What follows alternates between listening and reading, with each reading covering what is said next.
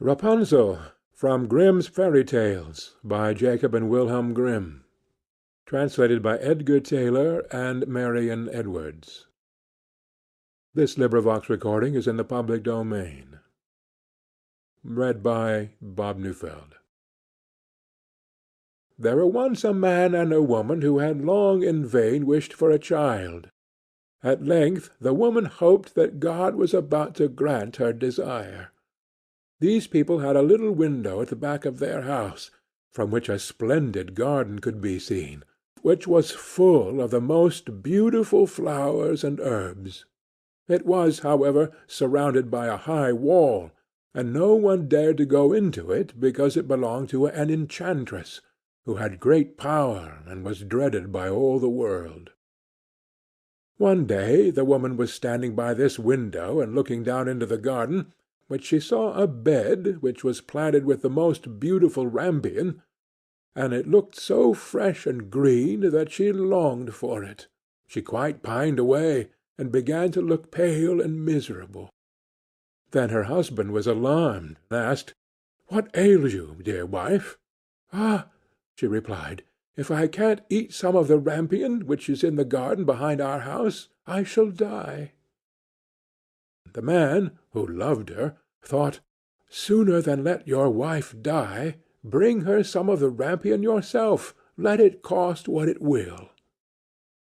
At twilight he clambered down over the wall into the garden of the enchantress, hastily clutched a handful of rampion, and took it to his wife. She at once made herself a salad of it, and ate it greedily. It tasted so good to her, so very good, that the next day she longed for it 3 times as much as before.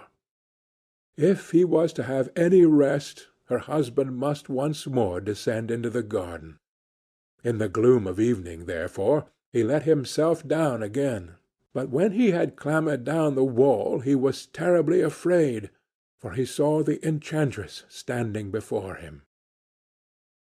"How can you dare," said she, with angry look, "descend into my garden and steal my rampion like a thief? You shall suffer for it." "Ah," answered he, "let mercy take the place of justice. I only made up my mind to do it for necessity. My wife saw your rampion from the window, and felt such a longing for it that she would have died if she had not got some to eat."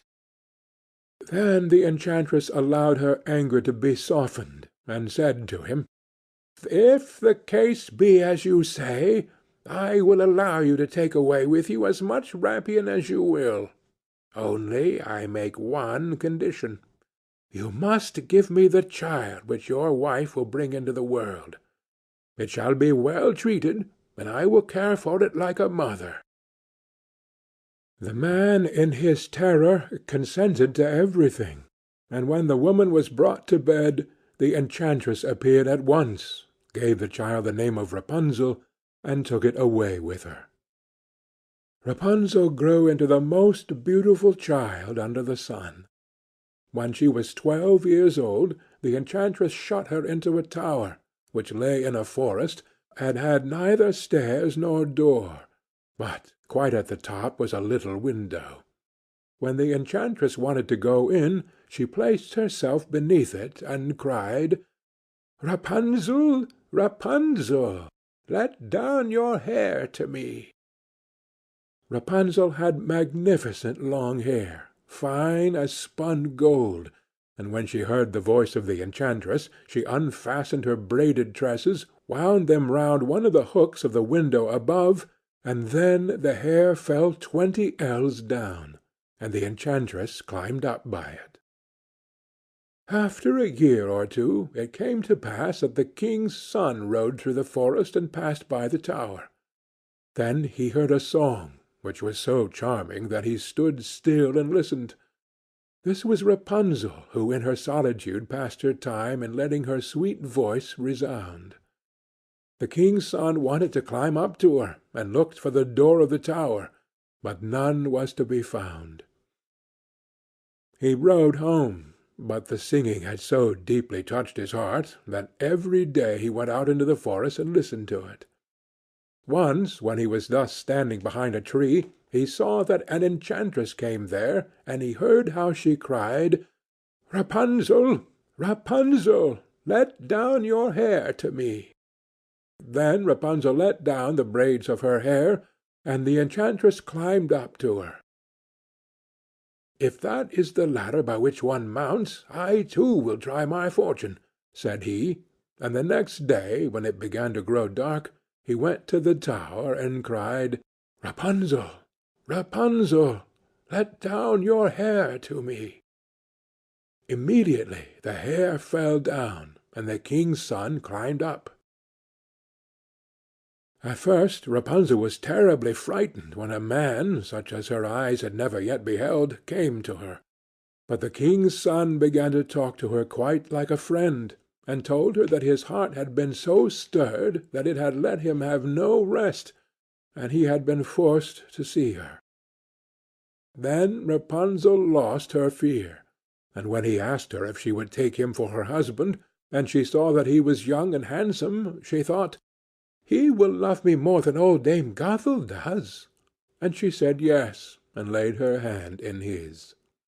She said, "I will willingly go away with you, but I do not know how to get down. Bring with you a skein of milk every time that you come, and I will weave a ladder with it, and when that is ready I will descend, and you will take me on your horse." They agreed that until that time he should come to her every evening, for the old woman came by day. The enchantress remarked nothing of this, until once Rapunzel said to her, "Tell me, Dame Gothel, how it happens that you are so much heavier for me to draw up than the young king's son. He is with me in a moment." "Ah, you wicked child!" cried the enchantress. "What do I hear you say? I thought I had separated you from all the world, and yet you have deceived me."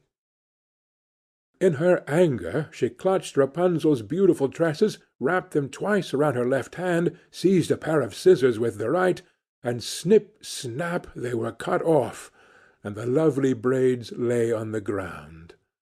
And she was so pitiless that she took poor Rapunzel into a desert, where she had to live in great grief and misery.